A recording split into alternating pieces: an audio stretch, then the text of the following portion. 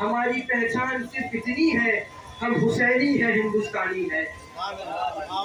ہماری پہچان صرف اتنی ہے، ہم حسینی ہے اور ہندوستانی ہے۔ اور آپ دیکھ رہے ہیں یہ سبیل امام حسین، یہ سبیل کا اہتمام بڑی شان و شوکت کے ساتھ منعقد کیا جاتا ہے۔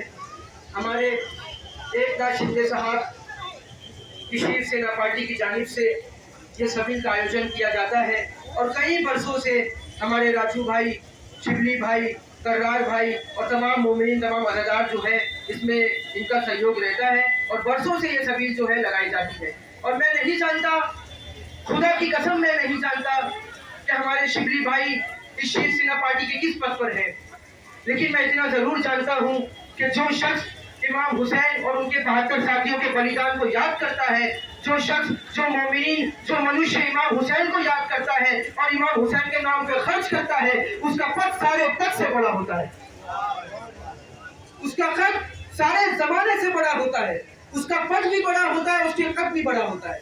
میں نہیں جانتا کہ شبلی بھائی شیر سینا پارٹی کس پد پر ہے، لیکن انہوں نے امام حسین کا یہ سبیل کا اہتمام کیا ہے اور کئی برسوں سے کرتے چلے آ رہے ہیں، جو ان کا قد سارے زمانے سے بلند ہے۔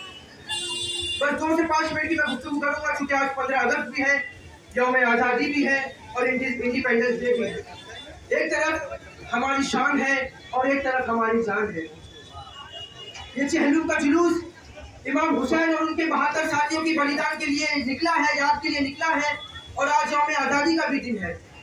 امام حسین نے ہمارے بھارت کے معاملے میں اپنے آخری وقت میں یہ تمنا کی تھی کہ مجھے ہندوستان جانا ہے۔ اسی لیے کی تھی کہ امام حسین کو پتا تھا کہ ہندوستان میں مسلمان تو نہیں مگر انسان رہتے ہیں، اور یہ ہر قوم و ملت جانتی ہے کہ امام حسین کو قتل کرنے والے، امام حسین کو شہید کرنے والے کوئی ہندو نہیں تھے، کوئی سکھ نہیں تھا، کوئی عیسائی نہیں تھا، بلکہ مسلمان تھا۔ اسی لیے علامہ اقبال شاعر مشرق کھڑے ہو کے کہتا ہے کہ کیا تماشا ہوا اسلام کی تقدیر کے ساتھ، کیا تماشا ہوا اسلام کی تقدیر کے ساتھ، قتل شبیر ہوئے نعرہ تکبیر کے ساتھ۔ آج ہمارے ہندو بھائی بھی دیکھیے، یہ جو سبیل ہے یہ شیر سینا پارٹی کی جانب سے منعقد کی گئی ہے اور برسوں سے منعقد کرتے آ رہے ہیں۔ ہمارے ایک ناز شندے صاحب کی پارٹی، ہمارے شبلی بھائی، ہمارے راجو بھائی، ہمارے کرار بھائی اور تمام مومنین باغی افغان قبرستان کی کمیٹی یہ سب مل کے کرتی ہے، تمام عزاداروں کو سلامت رکھتے ہیں۔ ہندو شاعر، 4 مصرے میں ہندو شاعر کے آپ کے سامنے پیش کرتا ہوں، سماعت فرمائیے کہ ایک ہندو شاعر کھڑا ہو کے کہتا ہے کہ میں ہندو ہوں مگر دشمن نہیں ہوں۔ راجو بھائی، میں ہندو ہوں مگر دشمن نہیں ہوں، نبی کی آل کو شکوہ نہیں ہے۔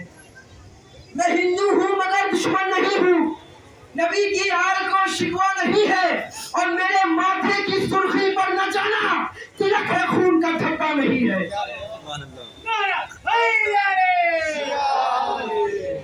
میں ہندو ہو کے بھی دشمن نہیں ہوں، نبی کی آل کو شکوہ نہیں ہے، میرے ماتھے کی سرخی پر نہ جانا تلک ہے خون کا دھبا نہیں ہے۔ تبھی تو آج یوم آزادی کا دن ہے، تبھی تو میرے امام حسین نے اپنی زبان پہ ہندوستان کا نام لایا۔ تعظیم اپنے دیش کی کرتا ہوں اس لیے آیا میرے لب حسین پہ میرے وطن کا نام۔ یوم آزادی کا دن ہے ہمارے، دیکھیے اس امام حسین کے نام پہ کسی مذہب، کسی قوم کی کوئی قید نہیں ہے۔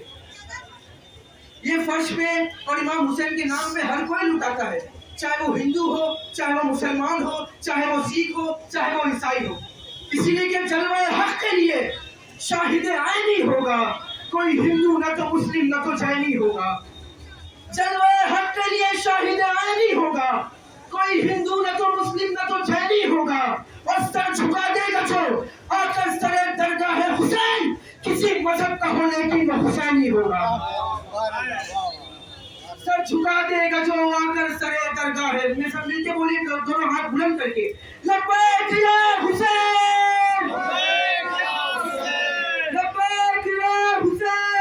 لبیک یا حسین۔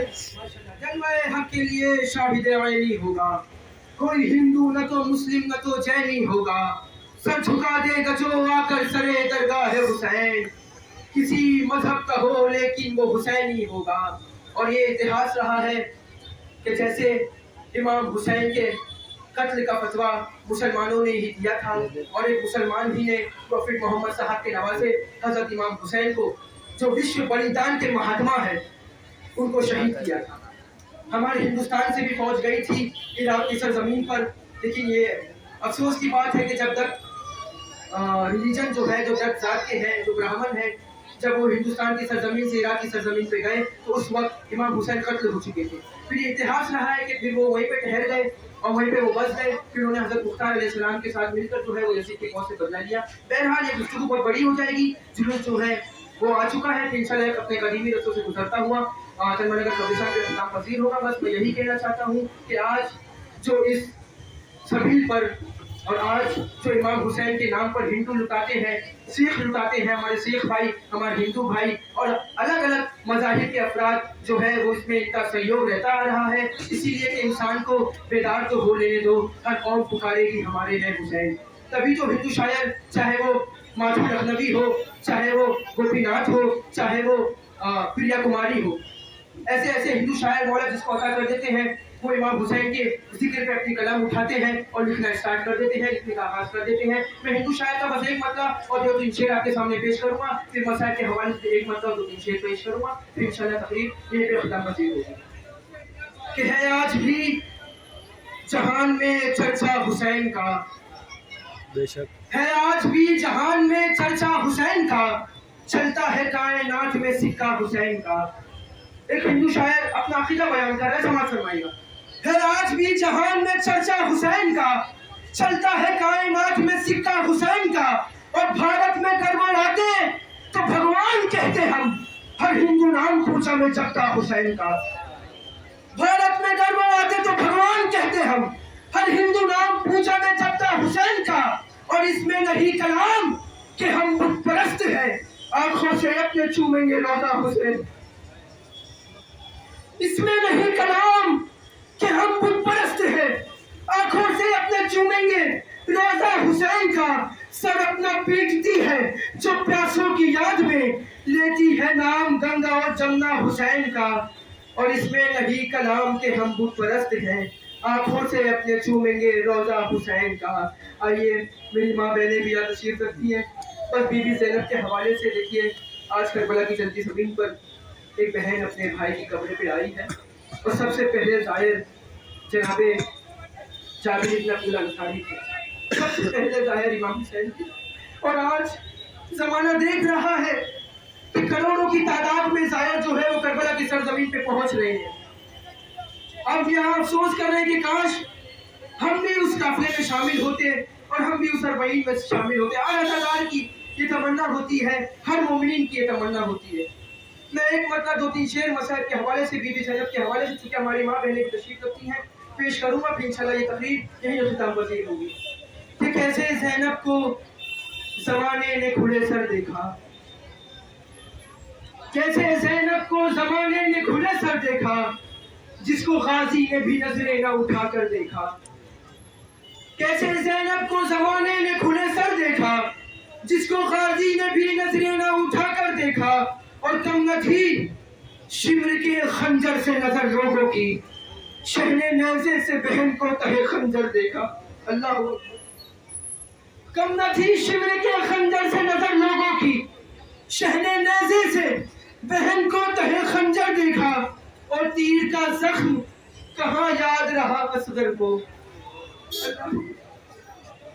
تیر کا زخم کہاں یاد رہا اصغر کو، ماں کو جب شام میں کھاتے ہوئے پتھر دیکھا۔ اللہ اکبر۔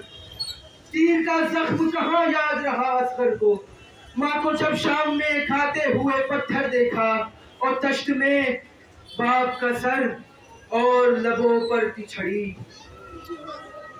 تشت میں باپ کا سر، آخری شعر پھر آپ کی زحمت تمام۔ کیسے زینب کو زمانے نے کھلے سر دیکھا، جس کو غازی نے بھی نظریں نہ اٹھا کر دیکھا، کم نہ تھی شمر کے خنجر سے نظر لوگوں کی، شہنے نیزے سے بہن کو تہے خنجر دیکھا۔ کم نہ تھی شمر کے خنجر سے نظر لوگوں کی، شہنے نیزے سے بہن کو تہے خنجر دیکھا، تیر کا زخم کہاں یاد رہا اصغر کو، ماں کو جب شام میں کھاتے ہوئے پتھر دیکھا، تشت میں باپ کا سر اور لبوں پر کی چھڑی، ایک معصوم سی بچی نے یہ منظر دیکھا۔ چشمے پاک کا سر اور لبوں پر تچھڑی، ایک معصوم سی بچی نے یہ منظر دیکھا جس نے مانگا نہ کفن باپ کی میت کے لیے، جس نے مانگا نہ کفن باپ کی میت کے لیے، اس کو زینب کے لیے مانگتے چادر دیکھا۔ اللہ